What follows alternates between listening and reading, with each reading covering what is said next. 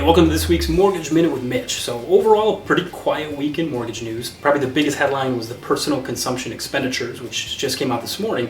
And that's actually the Fed's favorite measure of inflation. So everything kind of came in line with expectations, but the big takeaways are year over year, we're down to 5%. Now last year at its peak, we were at 7%. So we've dropped 2% from our peak. Now the core measure, which takes away food and energy, that's gone from 5.4 down to 4.4% year over year. So the numbers are coming down, which means the Federal Reserve's bump in interest rates is actually working and starting to curb inflation. So very welcome news there. Remember, the Fed's target is 2%. That's where they want inflation to be. And some of the experts think that by like July or September, we could see it under 3%. So we're getting there. The gap is narrowing, and hopefully things are calming down. So as far as mortgage news, the pending home sales came out for December, and actually for the first time, as you can see in a while, showing positive signs. So the numbers actually went up, which means homes going under contract has gone up for the first time in quite some time. Very welcome news in my business. More home sales should translate ultimately to more homeowners and more business.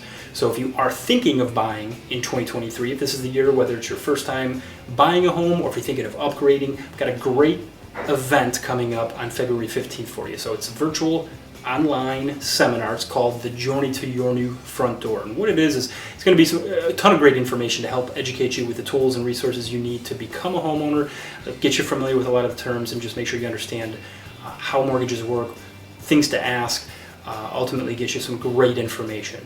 So the link will be down below to register, so please, if you know anybody, maybe you're not going to be buying, but you know somebody, tag them in this post so they can sign up for it. Again, it's free, and as a benefit for attending, we're going to give you a 1% temporary buy down, which means for the first year of your mortgage, you're going to pay 1% below your actual rate.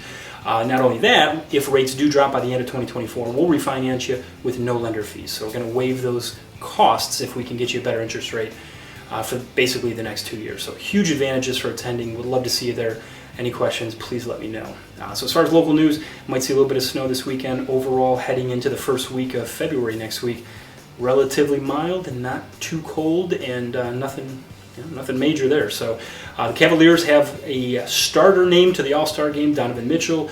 He's having an amazing season, so he is named as a starter. As far as any more Cavs, we won't know until February 2nd. That's when they're going to release the rest of the roster.